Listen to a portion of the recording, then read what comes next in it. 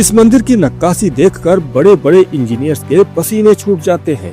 यहाँ की हर एक दीवार पर ऐसी नक्काशी है कि देखने वाला बस देखता ही रह जाए।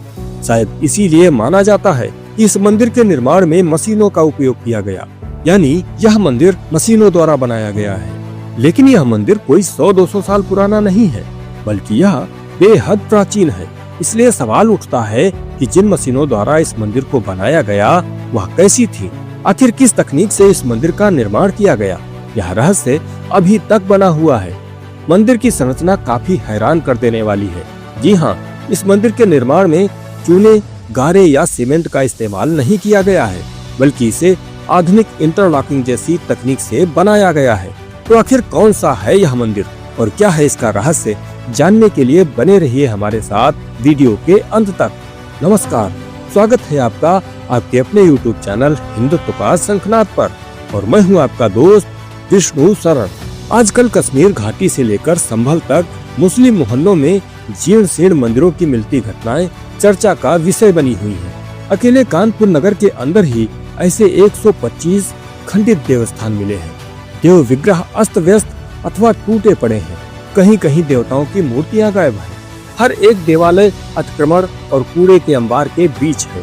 यही नहीं, यहाँ जाने के मार्ग भी जानबूझकर बंद कर दिए गए हैं, जबकि इनमें से हर एक देवालय का अपना एक इतिहास है। इनमें से कई मंदिर 500 वर्ष पुराने हैं, तो कुछ ऐसे मंदिर हैं जिनका वर्णन पुराणों में है। इन मंदिरों को किसी बाबर या औरंगजेब ने नेस्तनाबूद नहीं किया, बल्कि इन्हें लगभग पिछले 100 सालों में गंगा जमनी तहजीब और भाईचारे ने तबाह किया है। ऐसे में इन मंदिरों के साथ किए गए कुकृत्य के लिए सवाल तो बनता है कि जब पिछले 100 साल में एक खास वर्ग द्वारा हमारे सैकड़ों मंदिर कूड़ा घर बना दिए गए, तो मुगल काल में हमारे कितने मंदिर नष्ट हुए होंगे।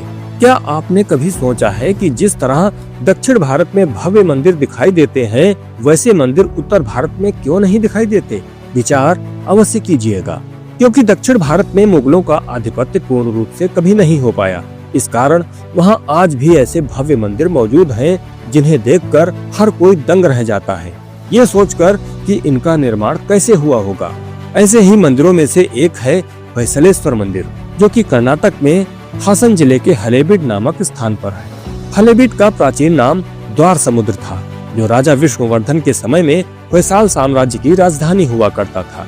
इस मंदिर का निर्माण राजा विष्णुवर्धन ने सन 1121 में करवाया था। ऐसा माना जाता है कि इसे बनाने में मशीनों का उपयोग किया गया था, क्योंकि मंदिर में जिस प्रकार की कलाकृतियां बनाई गई हैं, वह मनुष्य के हाथों से छेनी हथौड़ी द्वारा बनाना संभव नहीं है। यहाँ की नक्काशी और कलाकृतियां देखकर लगता है जैसे इसे लेजर तकनीक से बनाया गया हो, लेकिन लेजर तकनीक का आविष्कार तो 1964 में हुआ है।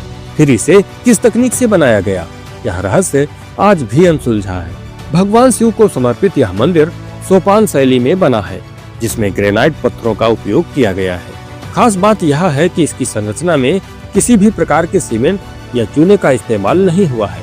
पत्थरों को आपस में जोड़ने के लिए लॉकिंग सिस्टम का उपयोग किया गया। मंदिर की दीवारों पर महाभारत, रामायण और भागवत पुराण की कहानियां उकेरी गई हैं। कुल 3400 से अधिक नक्काशियां इस मंदिर को एक जीवंत पुस्तक की तरह प्रस्तुत करती हैं। इसके अलावा मंदिर में भगवान शिव की एक मूर्ति विराजमान है। शिव की इस मूर्ति के मुकुट पर मानव खोपड़ियां बनी हुई है, जो मात्र 1 इंच चौड़ी है और भीतर से पूरी तरह खोखली है। जिस तरीके से मंदिर की दीवारों पर मूर्तियों को उकेरा गया है और स्तंभों की गोलाई को जिस सूक्ष्मता के साथ बनाया गया है, वह मनुष्य के हाथों से बनाया जाना थोड़ा मुश्किल मालूम होता है। लेकिन मंदिर के निर्माण में किसी प्रकार की मशीन का उपयोग किया गया, इसका कोई ठोस प्रमाण उपलब्ध नहीं है। इतिहासकारों का मानना है कि इस पूरे परिसर में कई अन्य छोटे मंदिर भी थे। 14वीं शताब्दी की शुरुआत में दिल्ली सल्तनत के अलाउद्दीन खिलजी और मोहम्मद बिन तुगलक के द्वारा द्वार समुद्र में आक्रमण किया गया। इस दौरान उन दोनों के द्वारा यहाँ भयानक विध्वंस मचाया गया, इसलिए अब वो मंदिर यहाँ मौजूद नहीं है। होयसलेश्वर मंदिर का निर्माण एक ऊंचे प्लेटफॉर्म पर हुआ है और इस प्लेटफॉर्म पर 12 नक्काशीदार परतें बनी हुई हैं। इन सभी 12 परतों को जोड़ने में न तो चूना सीमेंट का उपयोग हुआ है और न ही किसी अन्य तरह के पदार्थ का, बल्कि इन्हें इंटरलॉकिंग तकनीक के माध्यम से जोड़ा गया है। प्राचीन भारत में मंदिर बनाने से पहले जगह और दिशा का विशेष महत्व होता था। मंदिरों का निर्माण अलग अलग शैलियों के हिसाब से हुआ करता था। परंतु अधिकतर मंदिर ऐसी पद्धति से बनते थे जिसमें हर एक कुंडलिनी चक्र के हिसाब से गर्भगृह, मंडप, प्रस्थान, परिक्रमा आदि का निर्माण होता था और जिस चक्र के हिसाब से उस जगह का निर्माण होता था वहाँ चलकर या बैठकर उस चक्र को जागृत करने में सहयोग मिलता था। यही कारण है कि प्राचीन मंदिरों में जाने पर आज भी मनुष्य मानसिक रूप से शांति और संतुष्टि का अनुभव करता है। इस चित्र में आप देख सकते हैं कि प्राचीन समय में मंदिर का निर्माण कैसे होता था।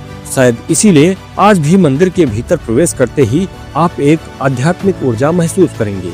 कहा जाता है कि यहाँ शिवलिंग के पास ध्यान लगाने से मानसिक शांति और आत्मज्ञान की प्राप्ति होती है।